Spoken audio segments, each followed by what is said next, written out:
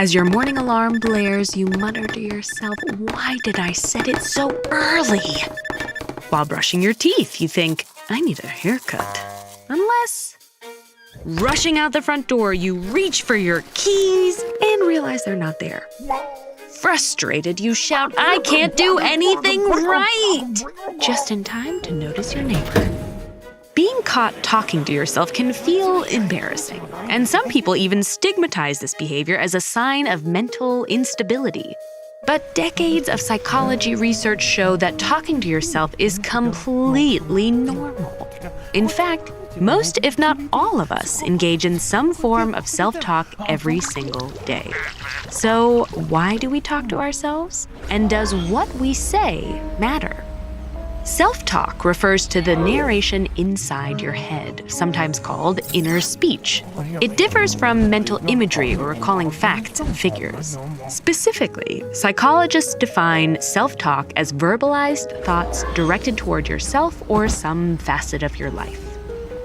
This includes personal conversations like, "I need to work on my free throw." But it also includes reflections you have throughout the day, like, "The gym's crowded tonight. I'll come back tomorrow." And while most self-talk in adults tends to be silent, speaking to yourself out loud also falls into this category. In fact, psychologists believe our first experiences with self-talk are mostly vocal, as children often speak to themselves out loud as they play. In the 1930s, Russian psychologist Lev Vygotsky hypothesized that this kind of speech was actually key to development. By repeating conversations they've had with adults, children practice managing their behaviors and emotions on their own. Then, as they grow older, this outward self-talk tends to become internalized, morphing into a private inner dialogue. We know this internal self-talk is important and can help you plan, work through difficult situations, and even motivate you throughout the day. But studying self-talk can be difficult. It relies on study subjects clearly tracking a behavior that's spontaneous and often done without conscious control. For this reason, scientists are still working to answer basic questions like, why do some people self-talk more than others? What areas of the brain are activated during self-talk? And how does this activation differ from normal conversation? One thing we know for certain, however, is that what you say in these conversations can have real impacts on your attitude and performance. Engaging in self-talk that's instructional or motivational has been shown to increase focus, boost self-esteem, and help tackle everyday tasks.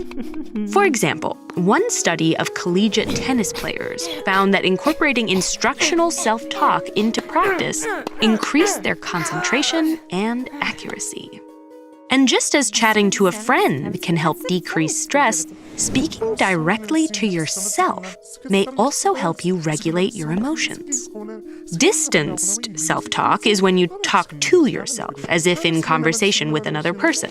So rather than, "I'm gonna crush this exam," you might think, "Caleb, you are prepared for this test." One study found that this kind of self-talk was especially beneficial for reducing stress when engaging in anxiety-inducing tasks, such as meeting new people or public speaking.